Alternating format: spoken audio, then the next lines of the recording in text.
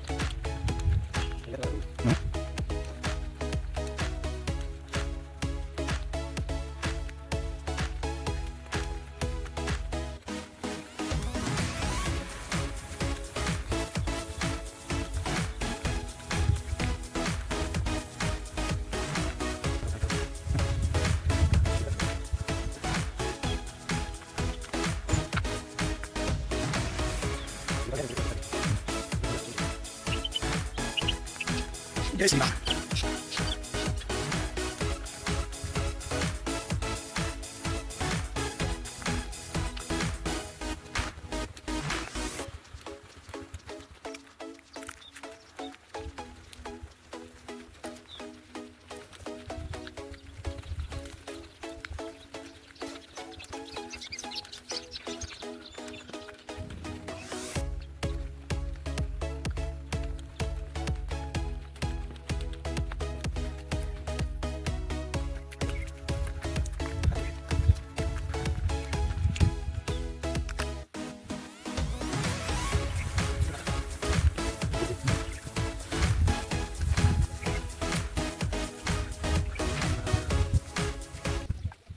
हम आज आए हैं परम संत श्री रामदास जी के चरणों में, और आइए इनसे सत्संग लाभ प्राप्त करते हैं और आप लोग भी सत्संग लाभ प्राप्त कीजिए।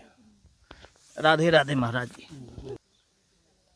तो थोड़ा ही जानना चाहते हैं कि राम नाम जपना चाहिए या या सीताराम, उस पर थोड़ा आप हमको विस्तार से बता दीजिए। देखिए, जिसको जो श्रद्धा है, राम नाम जप के भी भगवान को प्राप्त कर सकते हैं, सीताराम नाम जप के ही भगवान को प्राप्त किया जाता है। अब जपना चाहिए क्या, अब ये प्रश्न है, तो जपना तो राम नाम चाहिए। अब लोग सीताराम जपते हैं तो आप ये कहेंगे कि वो गलत है, तो गलत तो नहीं है पर सही भी नहीं है। इसलिए नारद जी महाराज ब्रह्मा जी के पास गए एक बार। ब्रह्मवर्त पुराण में एक श्लोक है।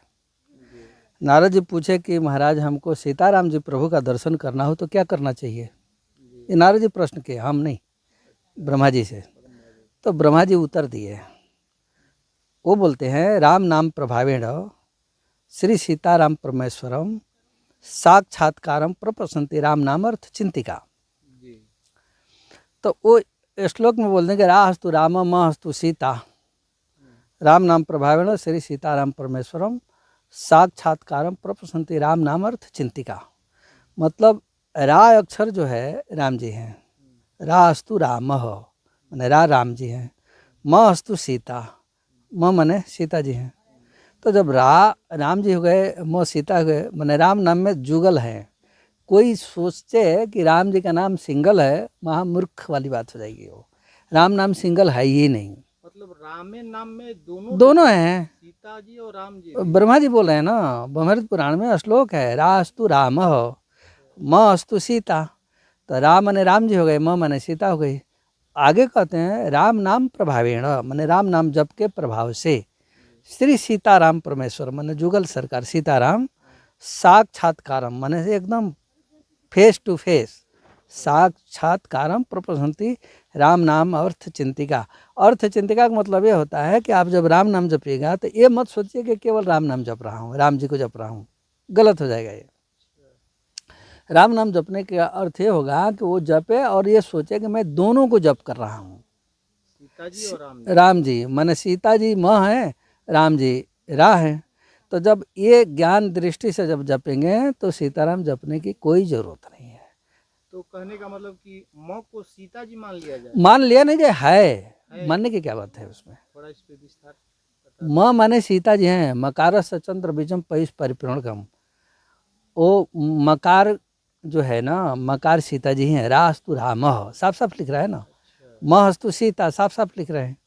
तो हाँ, मान लिया जाए, मानने की तो कोई बात नहीं, तो पौराणिक वस्तु है ना। ये ब्रह्मवर्त पुराण में ब्रह्मा जी महाराज नारद जी से उपदेश दे रहे हैं कि राम नाम जपो, सीताराम परमेश्वरम, आपका दर्शन हो जाएगा। तो अब लोग जो सीताराम सीताराम करते हैं, ठीक है, उनकी भी बात हम उनको काट नहीं रहा हूँ, लेकिन अब राम नाम का जहाँ संख्या है तो 96 करोड़ राम नाम जपने पर भगवान का साक्षात्कार होता है। अब सीताराम करेंगे तो टाइमिंग बढ़ जाएगी, हाँ, शब्द बढ़ जाएगा तो बढ़ जाएगा, टाइमिंग तो बढ़ जाएगा। टाइमिंग बढ़ जाएगी, फल उतना ही होगा, उसे आगे कुछ भी नहीं होगा। अच्छा, राम राम कहें या सीताराम? रा सीताराम कहेंगे तो एक के जो फल है उतना ही मिलेगा, और उसके बदले आप सीताराम कहेंगे तब तक राम राम 4 बार हो जाएगा, 4 बार हो जाएगा, यही। तो वो फल 4 गुना ऊपर लेके चला जाएगा। अब जब 4 गुना समय हमको बचाता है तो हम काहे के उस चक्कर में पड़े। दूसरा, वाल्मीकि जी महाराज के सप्तऋषि मंडल, सप्तऋषि लोग राम नाम जपने के लिए बोले।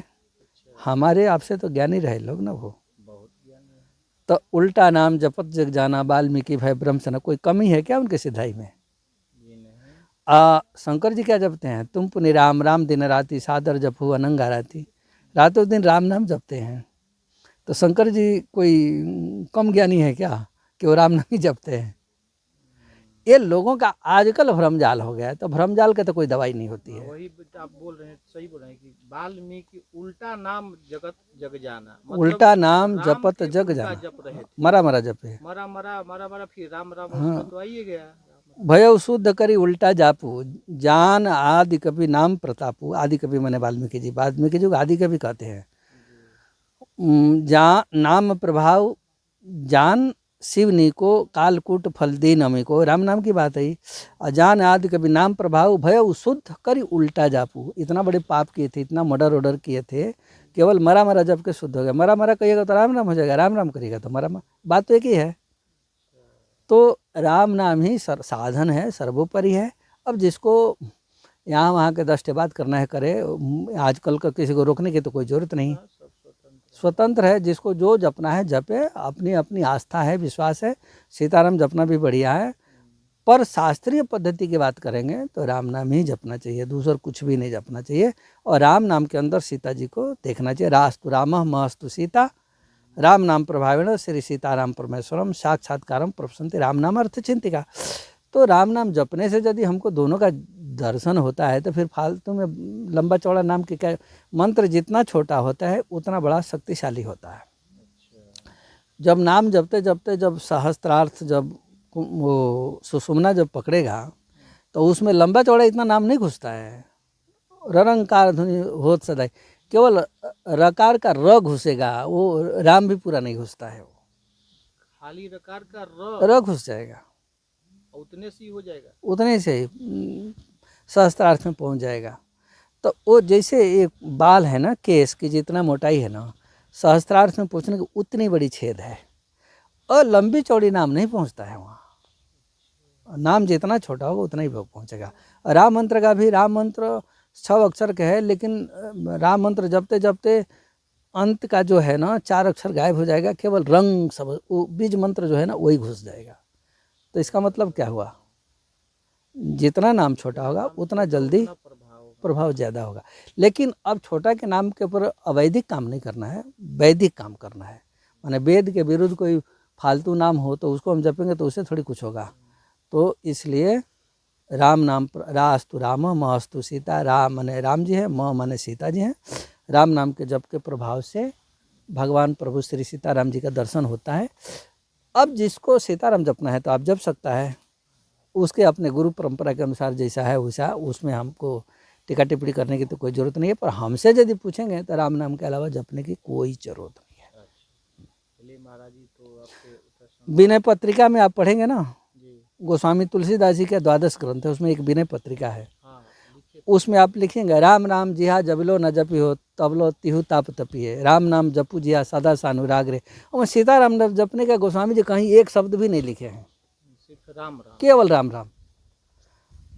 राम कहत चलो, राम कहत चलो, राम कहत चलो भाई रे, नहीं तो भव बेगार में पढ़िए छोटा तटी। अब राम नाम तो कह रहे हैं, वो कहाँ सीताराम कह रहे हैं वो। तो गोस्वामी जी की दृष्टि में रास्तु राम मस्तु सीता, उनकी दृष्टि में तो ज्ञान की बात है। और हनुमान जी भी जपते हैं तो वो भी तो राम नाम जपते हैं, वो भी तो सीताराम नहीं जपते हैं।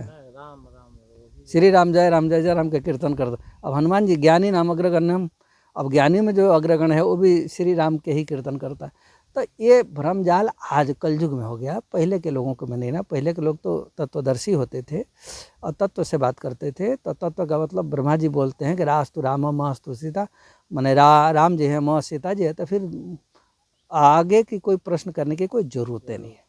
अच्छा, ये जो राम नाम है, ये इसका कोई तरीका भी है जपने का, या गृहस्थ लोग कैसे मतलब इसको जप करके, या गृहस्थ लोग कैसे अपना पा सकते हैं? वैसे ही इसमें कोई तरीका नहीं है, राम नाम जपने का कोई विधि नहीं है। अच्छा, जितना जप सके उतना जप सके। संकल्प लेना पड़ेगा कि हमको इतना जपना है रोज, उसके लिए संकल्प संकल्प तो लेना ही पड़ेगा। मान लीजिए नियम तो रहना है, जैसे आज हमको 10,000 जपना है, 50,000 जपना है, 1 लाख जपना है, तो रोज जपना है। नेम प्रेम शंकर करी देखा, नेम से तो प्रेम तो करना ही पड़ेगा, एक संकल्प तो होना पड़ेगा, इतना हमको रोज जपना ही है। अच्छा, आज वैसे बिना संकल्प के राम राम जप रहा है मन से, ऐसे भी, तो उसका क्या होगा महाराज जी? नहीं, वो नाम प्रभा नाम चहुजुग चहुदिशी नाम प्रभाव कल विशेष नहीं आनु पाओ, वो चारों युग में नाम का प्रभाव है। ये कोई सतयुग रहता द्वापर कलयुग की ऐसा कोई बात नहीं, किसी भी युग में नाम का प्रभाव है। नाम जपिए सब कुछ मिलेगा, उसमें कोई फर्क नहीं पड़ती है। तो ये कहने का मतलब संकल्प के अंदर अगर राम नाम जप, अब जिसका लक्ष्य होगा तो लक्ष्य के अनुसार संकल्प तो करना पड़ेगा। बिना लक्ष्य नहीं है, लक्ष्य तो राम राम कर रहे हैं कोई बात नहीं, लेकिन किसी का लक्ष्य हो कि हमको भगवत प्राप्ति करना है, अच्छा, उसके लिए संकल्प जरूरी तो संकल्प तो लेना ही पड़ेगा कि हम 50,000 रोज जपे, कि 1 लाख जपे, 2 लाख जपे, 3 लाख जपे, वो तो लेना पड़ेगा उसको। वो तो कोर्स तो पूरा करना पड़ेगा। जैसे कोई बीमारी होती है तो बीमारी जब तक ठीक नहीं होता है तब तक दवाई खाना पड़ता है, दवाई का कोर्स होता है। उसी प्रकार ये भवसागर की बीमारी है, भवसागर की बीमारी के 96 करोड़ कोर्स है। अच्छा, अब 96 करोड़ आपको पूरा करना पड़ेगा, नहीं करिएगा तो नहीं, बीमारी कहाँ से ठीक होगी? हाँ ठीक होगी, दवा तो ठीक खाना पड़ेगा। तो गृहस्थ लोगों के लिए ये है, गृहस्थ का सबके लिए है। सबके लिए। और एक और है, हो रहा है ना,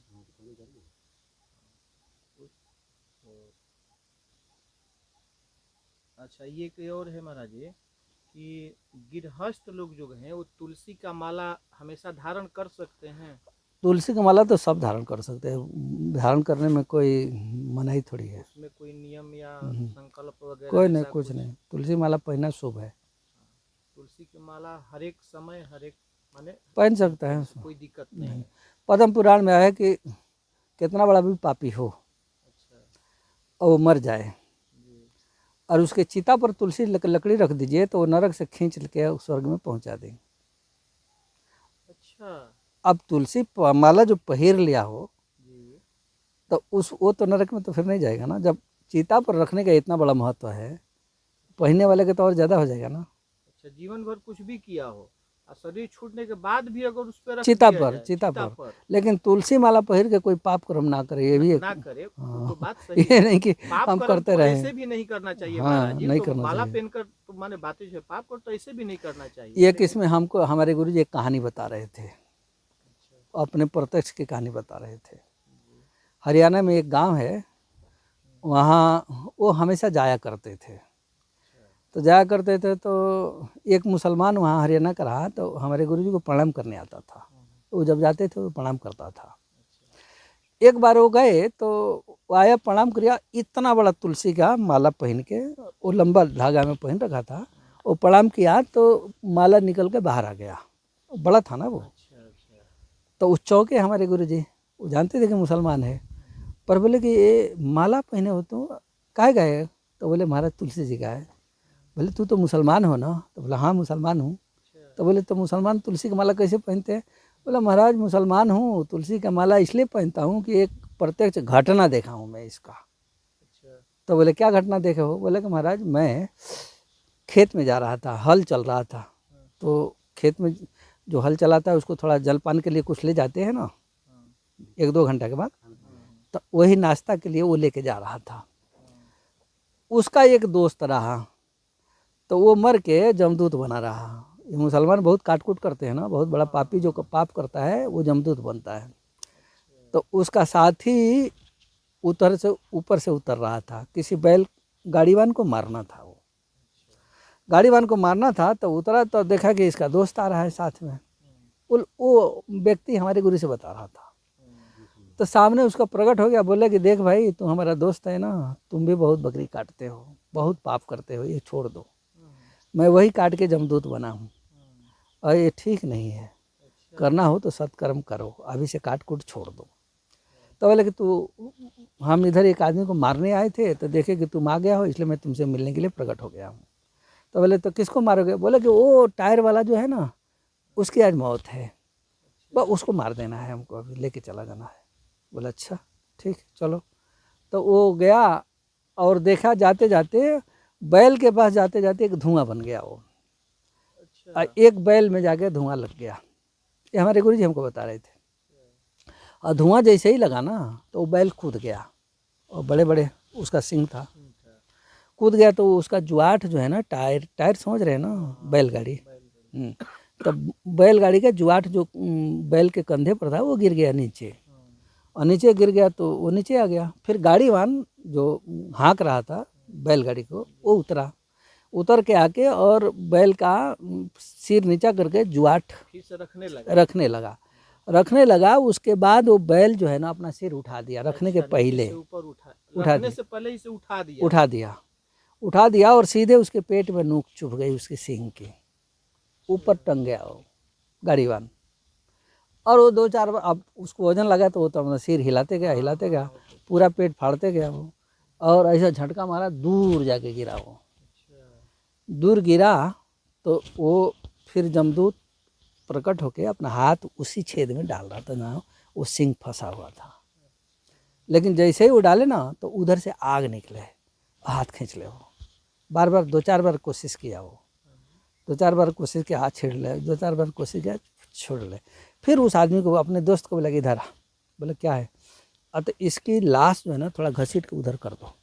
बोले क्यों, तुम तो लेने आए हो ना? बोले हाँ लेने तो आया हूँ, लेकिन यहाँ एक तुलसी जी का पौधा है, उस पर ये गिर गया है, और जब तक उस पौधे पर गिरा रहेगा तब तक मैं इसका प्राण निकाल नहीं पाऊँगा, नहीं हट सकता हूँ, इसलिए तू इधर घसीट दो, मैं अभी आसानी से निकाल लूँ। तो वो मुसलमान बोला कि जब वो तुलसी पौधा पर गिर ही गया है तो मैं ससुर काहे को उठा नहीं जाता हूँ, मैं तो नहीं उठाता हूँ। ना कर दिया वो, बोला कि मैं तो नहीं उठाता हूँ, वो गिर ही गया है तो मैं उसके मौत का कारण क्यों बनने जाऊँ? तुमको उठाना है तो उठाओ, जाना है तो जाओ, मैं तो नहीं उठाता हूँ। गाँव वालों को बोला कि भैया ऐसा ऐसा हाल हो गई। तब तक उसका कुछ जोग ऐसा रहा, टल गया। मार्केश रहा, मार्केश तो 2-4-10 मिनट की होती है, मार्केश टल गया। फिर वो मुसलमान जाके बताया कि भैया ऐसा है, पहले तुलसी की लकड़ी रख, फिर इसको उठाओ ताकि वो फिर पकड़ ना पाए। चलो इसको कोई हाथ हाँ न लगाए। तो वैसा ले जाकर हॉस्पिटल करा के फिर ऑपरेशन वगैरह करा, मार के उसकी टल गई। उसके बाद तुरंत जो है वो मुसलमान एक बड़ा सा तुलसी जी का जड़ लिया और छेद छाद के माला बना के पहन लिया। बोला कि बाप रे बाप, ये हमारे धर्म, ये हिंदू धर्म का एक तुलसी के लकड़ी भी मौत को इस तरह से कन्वर्ट कर सकता है। तो वो बताया। अब बताइए, यदि ये प्रभाव नहीं होता तो क्यों पहनेगा कोई? बात तो सही है, इतना प्रभाव है तुलसी का, चाहे हरी हो या उनका सूखा। हरी सूखा दोनों एक ही बात होती है। दोनों एक ही बात है। तो बात बहुत अच्छी बताई महाराज जी। ये चित्रकूट के महिमा के बारे में थोड़ा हमको बताइए। चित्रकूट महिमा यूट्यूब के प्रश्न वाला बात नहीं, वो तो बहुत बड़ी, वो तो घंटों घंटों की बात है। अच्छा, तो कुछ चित्रकूट महिमा में तो कई महामुनि का, वो तो बहुत बड़ा है महिमा चित्रकूट के। और कहाँ से शुरू करेंगे, कहाँ से बताएं, वो तो छोटी प्रश्न तो है नहीं। अब यूट्यूब में ये चित्रकूट के महिमा पर कम से कम 5 वीडियो बन जाएगी। अच्छा, तो उसमें से कुछ भाग बता दीजिए। अब ये जैसे चित्रकूट हैं, कामतानाथ जी। हाँ, कामतानाथ जी। तो बिंद मुदित मन सुख न समाई, श्रम बिन विपुल बढ़ाई पाई। ये विंध्याचल पर्वत के शिखर हैं। इतना बढ़ गए कि सूर्य भगवान का रास्ता रोक लिए। ये विंध्याचल पर्वत के ही शिखर हैं, उन्हीं में के हैं। उन्हीं में के शिखर हैं। अच्छा। लिखा तो है, बिंद मुदित मन सुख न समाई, श्रम बिन विपुल बढ़ाई पाई। तो ये बढ़ गए तो देवता लोग बोले भैया सूर्य भगवान का रास्ता रुक गया, थोड़ा आप नीचे हो जाओ। बोले कि नहीं, मैं तो नीचे नहीं होता हूँ। अब फिर भगवान के पास तक चली गई ये बात। तो भगवान से बोले लोग, देवता लोग, महाराज वो अहंकारी हो गया, वो झुकने का नाम नहीं ले रहा है और सूर्य भगवान का रास्ता ही रोक लिया है वो। तो भगवान बोले कि उसके गुरु जी हैं अगस्त जी, और अगस्त जी बनारस में रहते थे उस समय। बोले कि भेज दीजिए उनको। उनको देखते ही वो दंडवत करेगा, लंबा होके पूरा ज़मीन पर सो जाएगा। अगस्त जी को बता देना कि उस पीठ पर पैर रख के चल दें आगे। बोले कि तुम ऐसे ही सोए रहो। और फिर वो चले जाएंगे, दक्षिण भारत में रहेंगे, वहीं से अपना काम करेंगे, आएंगे ही नहीं, वो बस काम बन जाएगा। वही हुआ।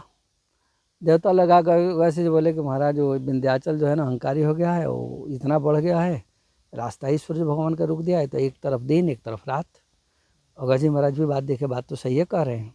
बोले ठीक है, मैं करता हूँ। आए अगस्त जी महाराज, तो ये विंध्याचल देख के उनको लंबी दंडवत किया, मतलब ऐसे साष्टांग। तो अब ऊपर जो खड़ा रहा तो साष्टांग करने में तो झुकना पड़ेगा ना, झुक गया पृथ्वी पर। अब अगस्त जी महाराज पीठ पर पैर रखे खड़ा हूँ और चल दिए, विंध्याचल के पीठ पे अपना हाँ पैर रख के चल दिए। बोले कि बेटा ऐसे ही सोए रहना, हम जब तक आऊँ नहीं तब तक तो सोए रहना। तो बोले महाराज कब तक आइएगा? बोले जब तक आऊँ नहीं तब तक, जब आऊँगा तब खड़ा हो जाना। बोले ऐसे फ़ायदा क्या होगा हमको? तो बोले फ़ायदा की बात करते हो तो ठीक है बता देता हूँ, तुम ऐसे ही सोए रहा तो भगवान का दर्शन हो जाएगा। तो बोले महाराज सबको तपस्या करने से भगवान का दर्शन होता, हमको सोने से हो जाएगी। बोला हाँ तुमको सोने से हो जाएगी, तो ऐसे ही सोए रहना। और गुरु की बात मान के सोए रहा वो। और राम जी आए यहाँ, तो आए तो यहीं आए ना, हाँ चित्रकूट में। तो आए तो बिंद मुदित मन सुख न समय, श्रम बिनु, श्रम कुछ नहीं किया, विपुल बढ़ाई पाई, बहुत बड़ा बढ़ाई। अब इस देश में तो बहुत पर्वत है, पर राम जी केवल यहीं क्यों रहे? तो ये विशेष दर्जा तो मिला ना, तो इसलिए आप चित्रकूट की तो महिमा बहुत है। यहाँ पे रामचंद्र जी कितने दिनों तक वास किए हैं? लोग तो 12 साल बताते हैं, हम लोग भी वही सुनते हैं। अच्छा, कुछ लोग 11, कुछ लोग 11.5, कुछ 12, मतलब इतना दिन तक यहीं पे। कोई 12 कहता है, कोई 11.5 कहता है, कोई 10 भी कहता है। और हमारी बात मानिएगा तो हमारे हिसाब से तो साल भर के अंदर चले गए वो यहाँ से। से। यही बात हमें भी खटकती है कभी कभी, ये बात हमें भी खटकती है जो आपने बताया अभी महाराज जी। हम सोचे थे कि जब भरत जी आए यहाँ पे, यहीं पे ना वही है, फिर सभी में जाना जी, चल दिए। तो भरत जी तो साल भर के अंदर आए, और वो तुरंत चल दिए। तो चल दिए तो 12 साल तो पूर्ति नहीं होती है। वाल्मीकि रामायण के अनुसार सुतीक्षण आश्रम में रहे वो 12 साल 11 साल तक। अच्छा, वहाँ सुतीक्षण जी महाराज से वाल्मीकि रामायण में बोल रहे हैं कि मुनि आप थोड़ा हमको ज़मीन दे दीजिए और मैं एक कुटिया बना के यहाँ रहूँगा। तो सुतीक्षण जी महाराज बोले कि महाराज ज़मीन तो सब आपका ही है, मांगने की क्या ज़रूरत है। आप यहीं रहिए और ये आश्रम के चारों तरफ पानी चारों तरफ उस आश्रम का पानी निकलता है और यहाँ सारे जंगली जानवर आते हैं, पानी पीते हैं और विदेह नंदिनी को देख के बहुत कौतूहल होगा, खुशी होगी। यहाँ वाल्मीकि रामायण में लिखा हुआ है। तो उस हिसाब से हुई है भीड़ सबही में जाना। भरत जी गए और तुरंत वो भागे। तो फिर सुतीक्षण आश्रम, लेकिन ये भी सही नहीं है। यहाँ भी 12 साल रहे। कलप हरि कलप के कलप के ये बात भी सही है। सबसे ज्यादा ठाकुर जी कहाँ रहे हैं? वही तो बात हो रही है, कहाँ रहे कोई देख तो नहीं रहा है। कलप का बात हो सकता है। कलप हरिचरित सुहाए, किसी कल्प में यहाँ 12 साल रहे होंगे, किसी कल्प में सुतीक्षण आश्रम में रहे होंगे। यही बात हमें भी खटक रही थी रामायण में, जो है ना, हमने पढ़ा है कि भरत जी आए उनको मनाने के लिए ले जाए, लेकिन वो गए नहीं। इस हिसाब से राम जी सोचे कि अब यहाँ लोग अयोध्या से आते रहेंगे, हमको यहाँ से चल देना चाहिए। वो साल भर के अंदर की बात है। उन्होंने किसी महात्मा से पूछा था, किसी ऋषि मुनि से, कि भरत जी यहाँ आते रहेंगे, हमको और कोई नहीं, ये किसी से नहीं पूछे। ये मतलब उसमें दिखाया था हमने। वो नाटक के छोड़ दो, वो तो बिना प्रमाण के इधर के उधर दिखा देगा। उनकी तो बात ये थोड़ी बात हो जाएगी। भारद्वाज मुनि से पूछा था। वो तो प्रयाग में पूछे थे ना कि भाई इधर आएंगे, ये तो बात है। यहाँ हनुमान जी को लोग बोलते हैं महाराज जी कि तोता के रूप में यहाँ पे दर्शन दिए थे तुलसीदास जी को। हाँ, वही राम घाट पर। तो ये बात भी मतलब सही है। हाँ, अब एक दिन राम जी दर्शन दिए, घोड़ा पर चढ़ के आए, तुलसीदास जी नहीं पहचाने। दूसरे दिन भी आए तो सोचे हनुमान जी की आज भी धोखा ना खा जाए, तो तोता बन के बोले कि चित्रकूट की घाट पर भई संतन की भीड़, तुलसीदास चंदन घी से तिलक देत रघुवीर। वो लेके राम जी चंदन लगाए और तुलसीदास जी के माथे पर लगा रहे थे, उसी समय तिलक देत रघुवीर पूरा कर दिया। रामचंद्र जी तुलसीदास जी के मस्तक पर लगा रहे थे। अच्छा, तब तुलसीदास समझे हैं। तब तुलसीदास जी समझे, वो हनुमान जी कहने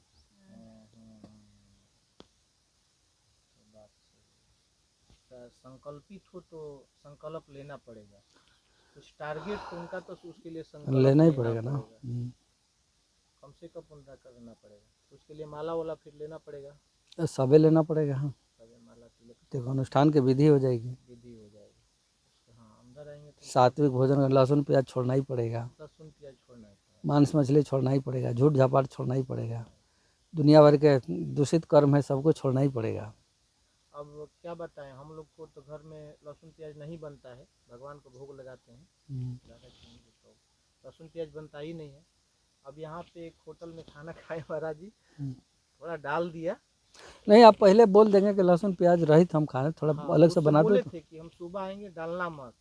गए तो उसका बंद था, फिर फल उल खाए, ऐसे कुछ नाश्ता वगैरह किया अपना, लेकिन अंतर आ जाता है, अंतर आता है, स्वाद में अंतर आ जाता है एकदम। जैसे दूरे से एकदम महकने लगता है, गंध आता है उसमें। अब पहले नहीं था, पहले ऐसा एकदम नहीं था। पहले हम खाते थे बहुत ज्यादा, लेकिन एकदम अब जैसे नहीं, जो छोड़ रखा है ना लहसुन प्याज कुछ दिन तक, एक बाइक बीच में आएगा तो वो पकड़ लेगा कि हाँ इसमें पड़ा हुआ है।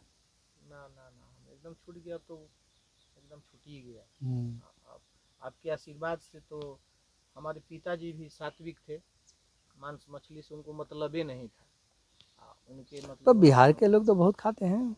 बिहार के लोग खाते होंगे तो बिहार में बहुत सारे अच्छे लोग भी हैं। बिहार में तो महाभारत में लिखा है सतयुगे दानवा। अच्छा, बिहार में, बिहार के लिए लिखा है, वो बता रहा। सतयुगे दानवा, त्रेतायाम राक्षसा, द्वापरे दुष्ट राजा कलौ नाम ब्राह्मण, ऐसा लिखा है। अच्छा, इसका मतलब क्या होगा महाराज? माने सतयुग में जो दानव हैं वो त्रेता में राक्षस होते हैं, और जो त्रेता में राक्षस होते हैं वही कलयुग में दुष्ट राजा होते हैं, और जो दुष्ट राजा द्वापर में होते हैं वही कलयुग में ब्राह्मण होते हैं। अन्य देशे क्वचित मिथिलायाम विशेष, तो बिहार के लिए विशेष लिखा हुआ है कि बिहार में वही ब्राह्मण होगा जो पिछले जन्म का राक्षस होगा। तो बोले पहचान, बोले मांस मछली खाएगा, तो वहाँ खूब खाते हैं। अच्छा, मतलब बिहार के ब्राह्मण राक्षस हैं? नहीं पि- ये राक्षस कहने- है नहीं, पिछले जन्म की बात ये कर रहे कहने हैं। का महाराज का मतलब है कि सारे लोग नहीं है, जो खा रहा है, जो खा रहा है उनके लिए बोला गया है ना। हाँ लेकिन बिहार के ब्राह्मण खाते हैं। अन्य देशे क्वचित खाने को क्वचित, तो अन्य राज्य में थोड़ा थोड़ा, मिथिलायाम विशेष तो में मतलब लिखा, विशेष रूप से वो महाभारत पर्व के अंतिम में लिखा है। हम अपने ओर से नहीं बोल ना रहे ना हैं, तो सब बात उसमें लिखा है। तो ये जैसे आप कहेंगे कि ब्राह्मण राक्षस, अरे राक्षस बहुत तपस्वी थे, हाँ इतना तपस्वी थे वो तो देवराज इंद्र तक पहुंच जाते थे, पहुंच जाते थे। उनको हटा के तो सारा ऐश्वर्य तो भोगते थे ना। बात तो सही है आपकी, तो बात सही है। मतलब गुरुदेव जो भी ब्राह्मण हुए, मतलब कोई भी ब्राह्मण हुआ, और अगर ये तामसिक भोजन खा रहे हैं तो वो तो राक्षस है, राक्षस और क्या। तो ये वाल्मीकि जी यहीं पे रहते थे ना, हाँ, लालापुर में, यहाँ से 40 किलोमीटर दूर है। मतलब चित्रकूट से 40 किलोमीटर दूर है। दूर है। आप आए होंगे, बस से आए होंगे तो उसी उधरे से आए होंगे। हम ट्रेन से आए थे महाराज। तो फिर ऐसे लोगों को ब्राह्मण कुल में जन्म कैसे मिल जाता फिर है? वही बात, कर्म कर्म तो राक्षस जो है, राक्षस पुण्यशील ही होते हैं, ऐश्वर्य भोगने का अधिकार उन्हीं को है। पुण्यशील होते हैं ना, वो इतना कमजोर थोड़ी होते हैं क्या वो। हाँ तब ज्यादा करते हैं। अब एबरा कल जो, हाँ, सतयुग में ये दानव मानव के खिलाफ थे, राजाओं के खिलाफ द्वापर में राक्षस हो गए। द्वापर में ये दुष्ट राजा शिशुपाल, दंतवक्र, कंस, जरासंध, ये दुष्ट राजा हैं, ये राक्षस हैं सब उस जमाने का। अब इस समय कोई नहीं है, तो इस जमाने में कौन है? वही मुसलमान, हाँ राक्षसों का एकदम एक सटीक वैसा ही हर व्यवस्था बात दिया सही जाता बोल है। रहे हैं। उन लोगों का स्वभाव कर्म में वैसा मतलब है, खान पान भी है, खान पान भी है, समय तो वही मिल रहा है ना। उन्हीं के वंशज हैं। राक्षस जो है ना, मानवता के विरोध है। आजकल इस्लाम धर्म मानवता के विरोध है। उनको तो बस थोड़ा भी उनके विरोध में बोले तो सिर कलम कर देंगे। उनके नबी के बीच में कुछ बोलिए, अभी वो दिल्ली के बोली थे लड़की, हाँ एक तो कौन तो सर कलम से आज तक वो कहाँ चली गई पता ही नहीं लगता है कि कब आएगी, जाएगी ना आएगी। तो इनकी तो ज़बरदस्ती तलवार के बल पर धर्म मनाना, तो ये राक्षसी प्रवृत्ति नहीं तो और क्या है। कौन, ये मानवता थोड़ी है। अच्छा महाराज जी, गुरु जी, जो हनुमान जी जो रामावतार में हैं, राम जी के समय, तो जब महाभारत का युद्ध हो रहा था, तो अर्जुन जी के रथ पे हनुमान जी थे क्या? ऊपर बैठे थे नहीं, ऊपर थे। हाँ ऊपर मतलब झंडा ऊपर बैठे थे, कृष्ण भगवान नीचे थे, वो ऊपर थे। हाँ ऊपर थे। तो इसका रहस्य क्या है? तो रहस्य क्या है? प्रश्न क्या पूछना चाहते हैं सो बताइए। इसका रहस्य समझना चाहते हैं कुछ इसमें। रहस्य ये है कि अब खोल दे तो भी झंझट, ना खोले तो भी झंझट। 24 अवतार है ना, और भगवान के अवतार हैं कृष्ण भगवान। उनके रहने के बाद भी हनुमान जी की जरूरत पड़ रही है। ये कौन सा भगवान है? प्रश्न तो यहाँ आ जाएगी। अभी हनुमान जी की जरूरत पड़ रही है। कर्ण जब मारता था बाण अर्जुन के ऊपर, तो 3 हाथ पीछे हटा देता था। तो 1 मिनट, तो 3 हाथ पीछे हटता था। अर्जुन मारते थे तो 27 हाथ जाता था। कृष्ण भगवान वाह कर्ण बोल देते थे। अर्जुन बोले कि महाराज मैं 3 हाथ पीछे 27 हाथ पीछे हटा देता हूँ, तो हमारा तो वाहवाही नहीं कर रहे हो। और वो मारता है तो मात्र 3 हाथ हमारा रथ पीछे हटता है, तो उसकी वाहवाही करते हो। तो कृष्ण भगवान बोले कि तुम समझ नहीं पाओगे इस बात को। सारा त्रिलोक का भार लेके तो मैं बैठा हूँ रथ के ऊपर। त्रिलोक का मतलब हाँ। 3 लोक का, 3 लोग, हाँ। मैं स्वयं भगवान बैठा हूँ। और उसके बाद भी हनुमान जी अपना पूरी शक्ति से रथ के ऊपर बैठे हुए हैं। अब उसके बाद भी बाण मार के 3 हाथ हटा देता है। ये कम बात समझ रहे हो। अब उसके रथ पर कोई भी नहीं है, फिर भी उसके बाद भी तुम मात्र 27 हटा रहे हो। तुमको तो उड़ा देना चाहिए उसको, यहाँ से पता ही नहीं लगना चाहिए। मात्र 27 हटा रहे हो, वो अभी बचा हुआ है। तो बड़ा तुम है कि वो है, ये बताओ। मतलब ये अर्जुन से वो शक्तिशाली बहुत है ना कर्ण जी। शक्तिशाली का मतलब अब ये नहीं हो रहा है। आप जो प्रश्न पूछे कि हनुमान जी क्यों आए थे, तो हनुमान जी परात्पर बिहारी हैं। वो परात्पर बिहारी के, राम जी ये विष्णु भगवान के सेवक नहीं हैं। विष्णु भगवान रामा अवतार में राम जी मतलब वो नहीं है। वो अच्छा, राम जी अनंत कोटि ब्रह्मांड के मालिक हैं। वो विष्णु भगवान से भी ऊपर के दर्जे के हैं। उनके जैसे स्टेट में एक राज्यपाल रखते हैं ना, जैसे मध्य प्रदेश में सेंट्रल गवर्नमेंट अपना अपराध रखती है, राम जी के तो रोम रोम में करोड़ों करोड़ों ब्रह्मांड हैं, हर ब्रह्मांड में ब्रह्मा विष्णु महेश रखे हैं। तो एक राज्यपाल भी तो रखेंगे कि ब्रह्मा विष्णु महेश भी कोई गड़बड़ी ना करें, तो वो हनुमान जी हैं देखने के लिए ये लोगों को भी। अच्छा, तो ये हनुमान जी इस ब्रह्मांड के राज्यपाल के रूप में हैं। अब ये बड़े गुड़ लंबी चौड़ी कहानी आ जाएगी। गुरु महाराज एक प्रश्न हम कर रहे हैं, मुझे हुआ बताना, सूर्य भगवान के कितने पुत्र थे? किनका? सूर्य भगवान के। क्या? सूर्य भगवान के कितने पुत्र? सूर्य भगवान के ये अभी कितने इस पुत्र प्रश्न में ये भी तालमेल नहीं करेगा, वो आपका अलग से है, वो अलग पूछ। सूर्य पुत्र थे करा रहे। अभी हम अलग पढ़ी से चल अलग रही से है ना, बता देंगे बाद में महाराज जी ना। पूछना। वो इसमें ये नहीं आएगा, इनका प्रश्न अलग वो हो इनका रहा है। अलग तो आपका ये प्रश्न कहने का मतलब कि उनको राम जी ने राज्यपाल रखा हुआ है, राज्यपाल के तरफ मैंने अपना राज्यपाल के तौर पे। अपना प्रतिनिधि है उनका। कुछ भी यहाँ गड़बड़ी होगी ब्रह्मांड की, वो सूचना कर देंगे राम जी को डायरेक्ट। ब्रह्मा विष्णु महेश डायरेक्ट सूचना नहीं दे सकते हैं राम जी को। अच्छा, हनुमान जी के माध्यम से। हनुमान जी के माध्यम, वो हनुमान जी ही हैं, इसीलिए वो रखे हैं। साधु संत के तुम रखवारे असुर निकंदन राम दुलारे, वो उनके राम जी के जितना साधु संत उपासक हैं उनको देखने के लिए कि हमारे साधु संतों को कोई तकलीफ ना हो, ये वो ब्रह्मा विष्णु महेश के भरोसे नहीं छोड़े हैं, वो हनुमान जी के भरोसे छोड़े हैं, अपने भक्तों को हनुमान जी के भरोसे छोड़ दिए हैं। गुरुदेव एक छोटा सा प्रश्न मेरा है। आपने कहा कि ब्रह्मा विष्णु महेश डायरेक्ट बात नहीं कर सकते राम जी से, तो शंकर भगवान तो उनके भक्त है राम जी के। तो भगत है तो क्या है, पर भगत के बाद भी हनुमान जी और ज़्यादा जुड़े हुए हैं ना। वो भक्तों के भक्त। वो भक्तों के भगत हैं। वो पद्म पुराण में कहानी आया है, अयोध्या से लंका से लड़ाई जीत के आए, जब कैलाश पर्वत के तलहटी में हनुमान जी चले गए, शंकर जी वहाँ मिल गए तो बोले कि तुम तो हनुमान हो, मैंने सुना हो कि बहुत बलशाली हो। बोले कि हाँ सुने होंगे।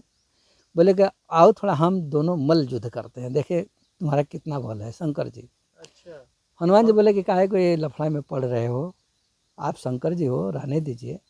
बोले नहीं नहीं थोड़ा सा मल्ल युद्ध करें। फिर नहीं माने तो हनुमान जी और शंकर जी लड़े, भिड़ गए। और फिर हनुमान जी उठा के पटक के छाती पर बैठ गए शंकर जी के। जब छाती पर बैठ गए तो शंकर जी बोले कि अच्छा वरदान मांगो। हनुमान जी बोले कि बला, आज उल्टा बात कर रहे हो, आप तो पटक गए, नीचे हो गए, बड़ा तो मैं हुआ ना, तो बड़ा मैं हुआ तो वरदान तो हमको देना चाहिए, तो उल्टे तुम बोल रहे हो कि वरदान मांगो। शंकर जी बड़ा सुंदर बात बताए उस समय। बोले कि देखो मैं इस ब्रह्मांड का ईश्वर हूँ, आप इस ब्रह्मांड के ईश्वर नहीं हो, मैं जो बोलूँगा वो हो जाएगा। भोलेनाथ बोले। हाँ भोलेनाथ बोले ये ब्रह्मांड का मैं ईश्वर हूँ, बात सही कर रहे हैं। शंकर जी ब्रह्मांड के ईश्वर हैं, ये ब्रह्मा विष्णु महेश तीनों भगवान ब्रह्मांड के ईश्वर हैं। पर राम जी ईश्वर नहीं है, राम जी को तो ईश्वरों के भी ईश्वर हैं वो। तो फिर हनुमान जी बोले कि देखो भाई मैं आपसे कोई वरदान नहीं लूँगा। बोले क्यों? बोले कि हमारे स्वामी सर्वेश्वर हैं, उनके ऊपर कोई है नहीं, और हम उनका अनन्य भगत हूँ और हमसे बहुत प्रेम करते हैं वो। तो हम यदि आपसे मांगूँ तो उनके दानत्व में थोड़ा सा कमी आ जाएगी, कि राम जी के रहते हुए भी शंकर जी से मांगना पड़ा, कमी हो जाएगी। इसलिए हमको जो भी मांगना होगा राम जी से मांगूंगा, आपसे नहीं मांगूंगा। नहीं लिए, चल दिए, नहीं लिए, तब क्या कहिएगा? तो अब आए ना शंकर जी भगवान के भगत, विनयगता जी सतीश नारी राम जी के बहुत प्रिय हैं, पर हनुमान जी उससे भी ज़्यादा प्रिय, और सबसे ज़्यादा प्रिय हनुमान जी हैं। भक्त और अनन्य भक्त में क्या अंतर है? अब भक्त अनन्य का मतलब दूसरे का नहीं, एक ही का। तो शिव जी भी तो राम जी को ही भजते हैं। शिव जी राम जी के भगत है, पर वो 24 अवतार में जाते हैं, 24 अवतार के अंदर रहते हैं, दर्शन करने जाते हैं। जैसे कृष्ण भगवान के यहाँ भी गए दर्शन करने, हाँ, मोहिनी रूप दिए वहाँ भी गए दर्शन करने, हर जगह तो जाते हैं वो। पर हनुमान जी कहीं नहीं जाते हैं।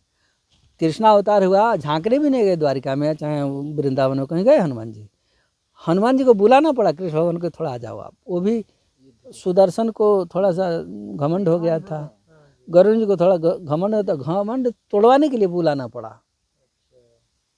तो ये जो राम जी को बता रहे हैं आप, सीताराम जी को, तो ये मतलब ईश्वरों के ईश्वर हैं सीताराम जी ईश्वर सर्वेश्वर हैं, सर्वेश्वर हैं, उनको परात्पर कहते हैं, उनके ऊपर कोई नहीं है, वो परात्पर जी हैं, परात्पर परात्पर ब्रह्म है वो। पीएम है, राष्ट्रपति। समझ में आया महाराज, अभी नहीं समझ, अभी पूरा नहीं आएगा। कुछ समझ में आया, थोड़ा विस्तार से बता। एक बार ये कहानी हम नेपाल में कह रहे थे, 6 महीना 5 महीना कथा हुआ, अच्छा, और यही सब समझाते समझाते 2 महीना तो किसी को पल्ले ही नहीं पड़े। हाँ, तो बोले महाराज आप तो झगड़ा लगाते, तो सब लोग विष्णु भगवान से बोलते हैं सारा होता, हम भी वही कह रहा हूँ, पर हम ये कह रहा हूँ कि विधि हरि शंभु न चावो निहारे तेऊ न जाने मरम। ब्रह्मा विष्णु महेश से पूरे ब्रह्मांड को नचाते हैं, वो भी राम जी को नहीं जानते, मैं भी तो वही कह रहा हूँ, समझ ही नहीं पावे सब। और 2 महीना कथा सुनाते सुनाते भरते भरते समझाते समझाते 2 महीने के बाद समझ में आई सब उनको। 2 महीने लग गया। अब राम कथा मंदाकिनी चित्रकूट चित्चार तुलसी सुभग स्नेह वन। अब राम कथा मंदाकिनी का मतलब मंद गति से चलने वाली है, राम कथा भी मंद गति से समझ में आएगी, धीरे धीरे। बहुत कछु काल करिए सत्संग, बहुत दिन तक जब सत्संग करेंगे तब समझ में आएगी। एक बार डायरेक्ट आज हम समझाना चाहेंगे तो नहीं आएगी। इसके लिए समय देना पड़ेगा, शरण लगाना पड़ेगा। ठीक है, बंद कर लीजिए। जय सीताराम।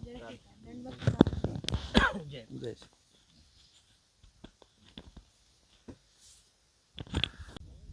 तो दोस्तों देखें, हम चित्रकूट में महाराज रामदास जी के महाराज से सत्संग प्राप्त किए, और महाराज जी के कुटिया के बगल में ही ये माँ मंदाकिनी नदी बहती हैं, आप लोग दर्शन कर सकते हैं।